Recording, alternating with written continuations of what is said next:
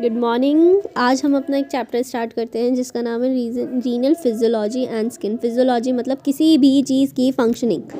अगर हम किसी भी फिजियोलॉजी की बात करते हैं कि जैसे ब्लड फिजियोलॉजी, तो उसमें ब्लड की फंक्शनिंग आ जाती है। ब्लड से रिलेटेड जितना भी होगा वो उसमें आ जाएगा।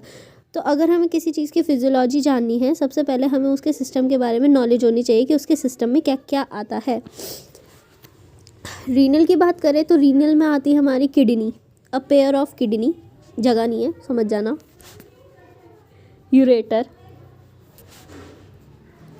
यूरिनरी ब्लैडर,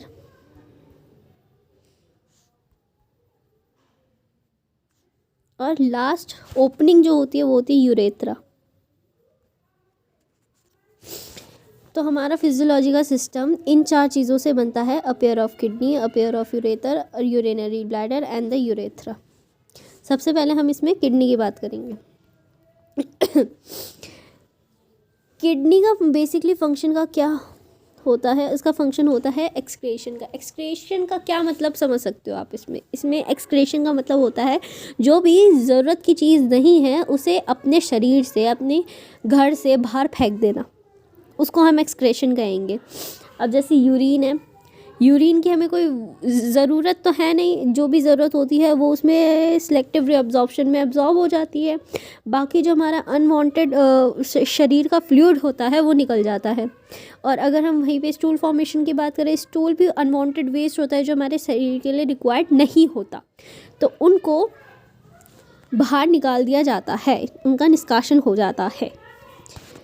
अब हम बात करते हैं इसके फंक्शंस की। किडनी का हम रीनल सिस्टम के बारे में पढ़ चुके हैं, pair of kidney, ureter, urinary bladder and urethra. अब हम इसके फंक्शंस की बात करेंगे कि हमारे बेसिकली फंक्शन क्या है किडनी का। सबसे पहले किडनी के 5 फंक्शंस होते हैं, हम एक बार ऐसे ही पढ़ लेते हैं। सबसे पहले रोल इन होम्योस्टैसिस। होम्योस्टैसिस का मतलब है अपने इंटरनल इन्वायरमेंट को बाहर के इन्वायरमेंट के अकॉर्डिंग एडजस्ट करना, उसे हम होम्योस्टैसिस कहते हैं। जो हमारे बेसिकली छोटे एनिमल्स होते हैं वो क्या करते हैं, हाइबरनेशन और एस्टिवेशन स्लीप, समर स्लीप और विंटर स्लीप पे चले जाते हैं अपने इंटरनल एनवायरनमेंट को मेंटेन करने के लिए। अब हम तो नहीं जा सकते ना, तो हम क्या करते हैं, हम होम्योस्टैसिस वाली उसको प्रोसेस को अपनाते हैं, जिसकी वजह से हमारा इंटरनल टेम्परेचर एटमॉस्फेयर के टेम्परेचर के साथ मेंटेन करता रहे। ठीक है, और इसी के अंदर ये इसका सबसे ज़्यादा प्राइमरी फंक्शन है। तो अगर प्राइमरी फंक्शन है इसमें इसके हम और इम्पॉर्टेंट प्राइमरी फंक्शन ऐड्स कर देंगे, जैसे कि सबसे पहले क्या, excretion of waste production, maintenance in the water balance, maintenance of the electrolytic balance, maintenance of the acid base balance. Second function इसका आता है होम्योपोइटिक। हेमोपोइटिक। हेमोपोइटिक का मतलब हेम मतलब ब्लड से रिलेटेड, और पोइटिक मतलब उसके स्टिमुलेटिंग फैक्टर या उसके प्रोडक्शन फैक्टर जो उसके बनने में हेल्प करते हैं। थर्ड इसका फंक्शन आता है एंडोक्राइन फंक्शन। एंडोक्राइन फंक्शन में हम इसके सारे हार्मोन्स की बात करेंगे कि किडनी से कितने हार्मोन सेक्रीट होते हैं, उनका क्या फंक्शन होता है वो आगे देखेंगे। उसके बाद बीपी के रेगुलेशन के लिए ब्लड प्रेशर जो नॉर्मल होती है वो 120/80 mm/Hg होती है। बट अगर इस नॉर्मल रेंज से क्वाइट हाई चला गया तो उसे हाई बीपी कहेंगे, क्वाइट लो चला गया उसे लो बीपी कहेंगे। और लास्ट है इसका ब्लड कैल्शियम लेवल का रेगुलेशन। एक एक को डिटेल में बात करते हैं। रोल इन होम्योस्टैसिस तो हम पढ़ चुके हैं, ये इसका प्राइमरी फंक्शन कहा जाता है। इसी में हमने सारे इसके इम्पॉर्टेंट फंक्शन ऐड कर दिए, जैसे कि waste production, water balance, electrolytic balance and acid base balance. Acid base का एसिडोसिस, ये पूरा आगे की तरफ एक चैप्टर है जिसको हम फर्दर करेंगे। अभी हम सिर्फ किडनी और उसके बेसिक फंक्शंस और इसके स्ट्रक्चर के बारे में बात करेंगे। इसका सेकंड फंक्शन जो कि हमने बोला था हेमोपोइटिक, वो क्या है वो समझा दिया गया है। अब इसके इरेथ्रोपोइटिन और थ्रोम्बोपोइटिन का सिक्रीशन होता है। बेसिकली क्या होता है, thrombo means thrombocytes are our platelets.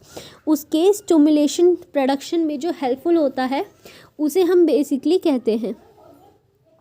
और अगर हम यहाँ की बात करें erythropoietin, erythro means our erythrocytes or RBCs, उसके जो प्रोडक्शन में हेल्प होती है उसको इरेथ्रोपोइटिन कहते हैं। बेसिकली इनका काम होता है कि उनके प्रोडक्शन में या तो उनके प्रोडक्शन को स्टिमुलेट करना या उनके प्रोडक्शन में हेल्प करना। उसके बाद इसके अपने खुद के एंडोक्राइन फंक्शन है किडनी के, जो कि हैं hormone secretion, erythropoietin, thrombopoietin, renin, calcitriol and the prostaglandin. का बेटा एक नंबर में ये पूछ लिया जाता है कि इसका आईपीएसी नेम क्या है, 125 डाईहाइड्रोक्सी क्लोरोकैल्सिफेरॉल। अब हम बात करें इसका अनदर फंक्शन बीपी का। बीपी में हम रास मैकेनिज्म है जो कि हम आगे पढ़ेंगे, और वॉल्यूम उसके मतलब जो उसके एक्स्ट्रा सेलुलर फ्लूइड है हमारी किडनी, मतलब बेसिकली जो एक्स्ट्रा सेलुलर फ्लूइड है उसकी वॉल्यूम को रेगुलेट करना, ये भी हम आगे पढ़ेंगे। विटामिन डी, कैल्सिफेरॉल को विटामिन डी में कन्वर्ट करना, क्योंकि विटामिन डी से ही कैल्शियम एब्जॉर्प्शन होता है इंटेस्टाइन से। अगर हमारे शरीर में विटामिन डी ही नहीं है तो हमारा कैल्शियम इंटेस्टाइन में पड़ा रहेगा और वो एक्सक्रीट हो जाएगा, और उसको एब्जॉर्ब करने के लिए हमें विटामिन डी की ज़रूरत है, जो कि कैल्सिट्रॉल के कन्वर्ट होने में विटामिन डी किडनी प्ले करती है रोल। अब हम बात करते हैं फंक्शनल एनाटॉमी ऑफ किडनी। इसके लिए हम इसके डायग्राम की तरफ एक निगाह मार लेते हैं। बेसिकली इसमें 3 पार्ट्स होते हैं, कॉर्टेक्स,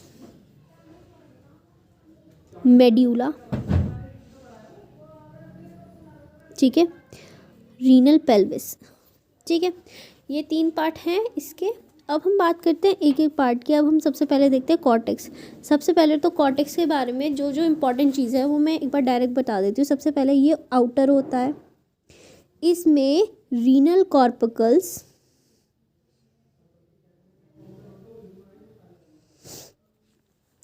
और convoluted tubule, PCT, DCT, loop of Henle. Basically loop of Henle medulla में चला जाता है, ठीक है।